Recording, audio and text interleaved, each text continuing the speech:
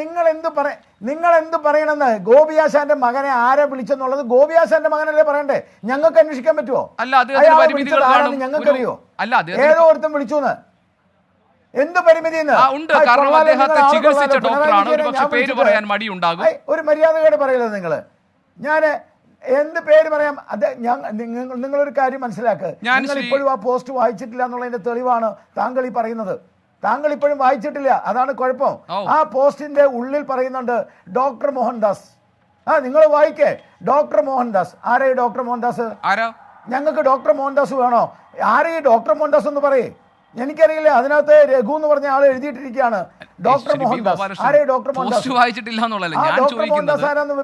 അദ്ദേഹത്തിന്റെ പേര് ഇവിടെ വലിച്ചിഴക്കിയപ്പോൾ ഞാൻ പറയുന്നത് നിങ്ങൾ അന്വേഷിച്ച് കണ്ടെത്തേണ്ട ഇത് ആരാണ് പ്രതിരോധത്തിലായത്? ഞങ്ങളാണ്. താങ്കൾ പറയുന്നത് ഗോപിയാശാനുമായി താങ്കൾക്ക് അടുത്ത ബന്ധമുണ്ട്, വ്യക്തിപരമായ ബന്ധമുണ്ട് എന്നല്ലേ താങ്കൾ പറഞ്ഞത്? താങ്കൾ അന്വേഷിച്ച് BJP ജില്ലാ ഘടകം പറയൂ ഇന്ന ആളാണ്, ഞങ്ങൾക്ക് വേണ്ടി അല്ല പുള്ളി സംസാരിച്ചിട്ടുള്ളതെന്ന്. അല്ലാതെ പത്മഭൂഷണൊക്കെ കിട്ടണ്ടേ എന്ന് ഈ BJP സ്ഥാനാർത്ഥിയുടെ പേര് പറഞ്ഞ് അതിനോട് കൂട്ടിവെച്ച് പറയുമ്പോൾ BJP ആണ് പ്രതിരോധത്തിലായിരിക്കുന്നത്. അപ്പൊ നിങ്ങളാണ് അത് തെളിയിക്കേണ്ടത്. നിങ്ങളുടെ ഉത്തരവാദിത്തമാണ്. മിസ്റ്റർ ഞാൻ കുറച്ചുകൂടി ഒരു മര്യാദയുള്ള ആളാണ് താങ്കൾ എന്ന് വിചാരിച്ചേ. ഈ രഘു എന്ന് പറഞ്ഞ ആളെ നേരിട്ട് അറിയാവുന്ന ഏതെങ്കിലും ഒരാൾ വിളിച്ചിട്ടുണ്ടാവും. ഒരുപക്ഷെ CPMന്റെ ആസൂത്രിതമായ പരിപാടിയായിരിക്കും. കാരണം ആ പോസ്റ്റിന് ഏറ്റവും അവസാനം എന്താ എഴുതിയിരിക്കുന്നത്? കോൺഗ്രസ്സുകാരും BJPക്കാരും ഈ വീട്ടിലേക്ക് വരണ്ട. അതിനർത്ഥം എന്താ? കോൺഗ്രസ്സുകാരും BJPക്കാരും വരണ്ട എന്ന് പറഞ്ഞാൽ മാർക്സിസ്റ്റ് പാർട്ടിക്കാരും വന്നോളാനല്ലേ? ഇയാൾ മാർക്സിസ്റ്റ് പാർട്ടിയുടെ അവിടുത്തെ കമ്മിറ്റി മെമ്പറാണെന്ന് പറയുന്നു. എനിക്കറിയില്ല. അപ്പോൾ മാർക്സിസ്റ്റ് പാർട്ടിയുടെ ആസൂത്രണമായിരിക്കാം ഇത്. ഞങ്ങളുമായി ബന്ധമില്ലാത്ത ഏതെങ്കിലും ഒരാൾ വിളിച്ചാൽ ഞങ്ങൾ അതിന്റെ പിന്നാലെ നടക്കാൻ പറ്റുമോ? അയാൾ പറയുന്നു ഡോക്ടർ മോഹൻദാസ്. ഈ ഡോക്ടർ മോഹൻദാസ് എന്ന് പറഞ്ഞ ഒരാൾ ഡോക്ടർ മോഹൻദാസ് എന്നുള്ള പേര് ഞാൻ വായിച്ച പോസ്റ്റിൽ കണ്ടിട്ടില്ല. താങ്കൾ വായിച്ച പോസ്റ്റിൽ ഉണ്ടോ എന്ന് എനിക്കറിയില്ല. ഞാൻ ഡോക്ടറുടെ പേര് വായിച്ചിട്ടില്ല. അപ്പൊ താങ്കൾ വായിച്ച പോസ്റ്റ് ഒന്ന് താങ്കൾ ഒന്ന് വായിച്ചു. ഞാൻ വായിച്ച പോസ്റ്റിൽ അത് കണ്ടിട്ടില്ല.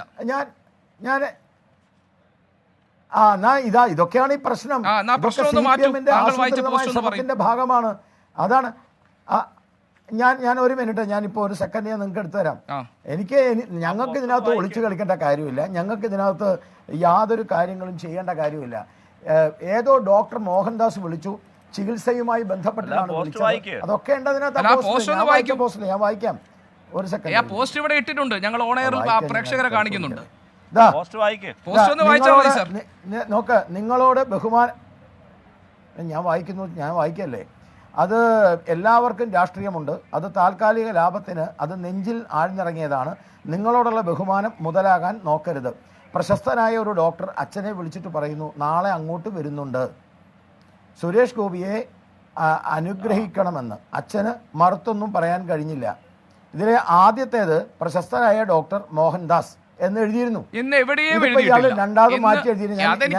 ഞാൻ കണ്ട പോസ്റ്റിൽ എവിടെയും ഡോക്ടർ മോഹൻദാസ് എന്ന് ഞാൻ കണ്ടിട്ടില്ല. താങ്കളൊന്ന് കാണിച്ചു തന്നാൽ നന്നായിരുന്നു. അതെ ശ്രീ B. ഗോപാലകൃഷ്ണൻ, നമ്മളിങ്ങനെ വെറുതെ തെറ്റിദ്ധരിപ്പിക്കരുത്. ഞാൻ പറഞ്ഞല്ലോ, നമ്മൾ വെറുതെ തെറ്റിദ്ധരിപ്പിക്കരുത്. എന്തിനാണ് ഈ ചർച്ചയിൽ അങ്ങനെ ഒരു തെറ്റിദ്ധരിപ്പിക്കാനുള്ള ശ്രമം? ഇതൊക്കെ പ്രേക്ഷകരുടെ മുന്നിൽ ഇതൊരു സമൂഹ മാധ്യമത്തിൽ നിൽക്കുന്ന കാര്യമാണ്.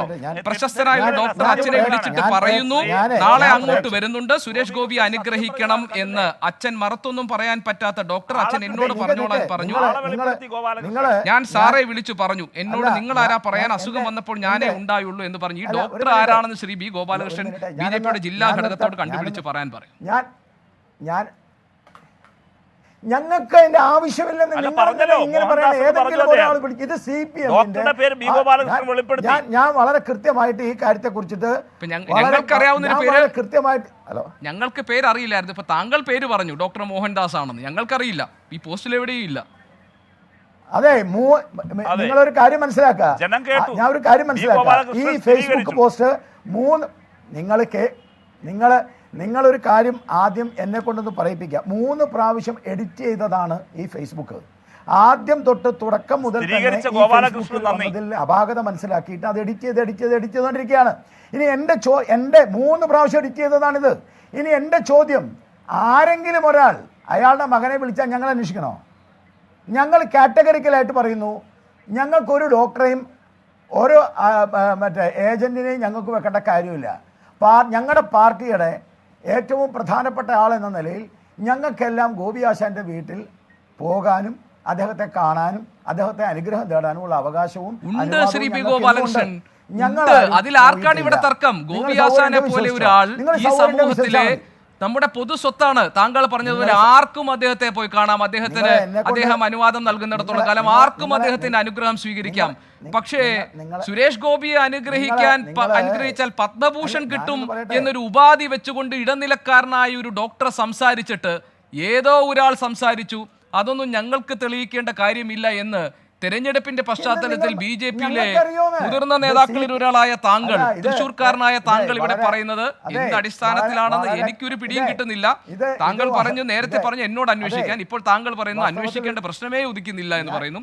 ഏതായാലും പ്രശ്നം നിലനിൽക്കുന്നുണ്ടല്ലോ. ഞാനൊരു കാര്യം പറയട്ടെ, ഞങ്ങളെ സംബന്ധിച്ചോ ഞാൻ കാറ്റഗറിക്കലായിട്ടൊരു കാര്യം പറയുന്നു. ഞങ്ങളാരും ഇത് അറിയില്ല, ഞങ്ങളാർക്കും പോയിട്ടില്ല, ഞങ്ങളുടെ പാർട്ടിയുമായി ബന്ധപ്പെട്ട ഒരു ലിസ്റ്റ് കൊടുത്തിട്ടില്ല, ഞങ്ങളുടെ ഈ കോൺസ്റ്റിറ്റ്യുവൻസിയിൽപ്പെട്ട ആളല്ല അദ്ദേഹത്തിൻ്റെ അടുത്ത് പോകാൻ ഒരു ഡോക്ടറെയും ഞങ്ങൾക്ക് ആവശ്യമില്ല. ഇത് കമ്മ്യൂണിസ്റ്റ് മാർക്സിസ്റ്റ് പാർട്ടിയുടെ പരാജയ ഭൂതിയിലുള്ള പുതിയ സാധനമാണ്. അതുകൊണ്ടാണ് കോൺഗ്രസും ബി.ജെ.പിയും വരണ്ട എന്ന് പറഞ്ഞത്. ശരി,